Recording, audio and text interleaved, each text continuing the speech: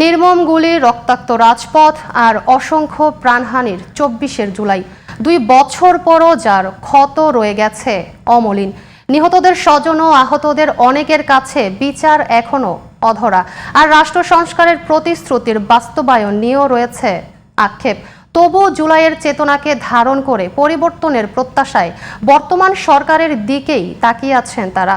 আমিনুল ইসলাম বাবুলের ক্যামেরায় মাহি হাসানের রিপোর্ট। শেকড় থেকে শিখরে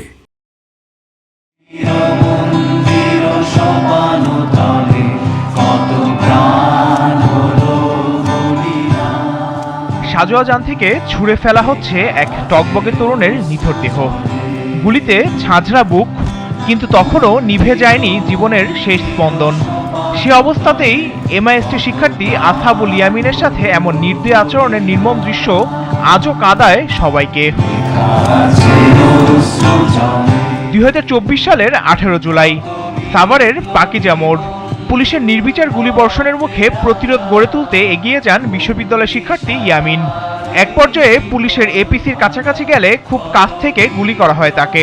পরে রক্তাক্ত অবস্থায় মরদেহ ফেলে দেওয়ার সেই বিভীষিকা আজও ভোলেনি বাংলাদেশ। আর সন্তান হারানোর শোকে আজও যেন স্থবির ইয়ামিনের বাবা। নির্মমী হত্যাকাণ্ডের এখনো বিচার না হওয়ায় এক বুক ক্ষোভ আর হতাশা সন্তানহারা পিতার। বিচার অন্তর্বর্তীকালীন সরকার যদিও তারাও কাজটা খুব একটা ভালোভাবে সম্পন্ন করতে পেরেছে বলে আমি মনে করি না, কিন্তু তারা শুরুটা করে গেছিল। কিন্তু এখন তাদের থেকেও যেন নির্বাচিত সরকারের গতি আমাদের কাছে আরও স্লোতি মনে হচ্ছে। জাতিসংঘের তথ্য অনুযায়ী জুলাই গণ অভ্যুত্থানে প্রাণ হারিয়েছেন প্রায় ১৪০০ মানুষ। সরকারি হিসেবে আহতের সংখ্যা প্রায় ১৫,০০০। সেই আহতদের একজন ঢাকা পলিটেকনিক ইনস্টিটিউটের শিক্ষার্থী মুন্না। ১৯শে জুলাই রাজধানীর মোহাম্মদপুরের খুব কাছ থেকে গুলি করা হয় তার হাতে। সেই ক্ষতের যন্ত্রণা আজও বহন করছেন তিনি। পুরোপুরি ফিরতে পারেননি স্বাভাবিক জীবনে। কেউ হাত হারিয়েছে, কেউ পা হারিয়েছে, কারো দৃষ্টিশক্তি চিরতরে হারিয়েছে, এবং অনেকে শহীদ হয়েছে। যে আমরা কি আদৌ তাদের যে আকাঙ্ক্ষা ছিল এগুলো পূরণ করতে পেরেছি? মানে এটা আমার সরকারের কাছে প্রশ্ন। যে আকাঙ্ক্ষা নিয়ে জুলাইতে রাজপথে নেমে অকাতরে প্রাণ বিলিয়ে দিয়েছেন হাজারো মানুষ, পঙ্গুত্ব বরণ করে ফিরতে পারেননি স্বাভাবিক জীবনে, সেই সব শহীদ পরিবার ও আহতের সংগ্রামী আশার কতটা বাস্তবায়ন হলো? শেখ হাসিনার পতনটা হয়েছে এক দফার, একটা অংশ মানুষের আকাঙ্ক্ষার একটা বড় অংশ আসলে সফল হয়েছে।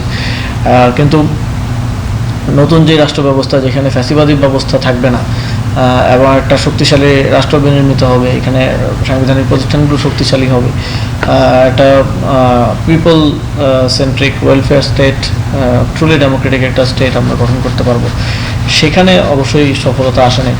আকাঙ্ক্ষার জায়গায় একটা বড় আসলে বাস্তবতার সাথে মিল ঘটে নাই। সংস্কার বিচার নিয়ে আক্ষেপ থাকলেও এখনই হতাশ হতে চান না জুলাই সংগ্রামীরা। তাদের প্রত্যাশা জুলাইয়ের চেতনা অক্ষুণ্ণ রেখে রাষ্ট্র সংস্কারের প্রতিশ্রুতি বাস্তবায়নে এগিয়ে যাবে বর্তমান সরকার। রাজনৈতিক লড়াইটা এখনো আমাদেরকে করে যেতে হবে। Mahi Hasan, GTV news, Dhaka.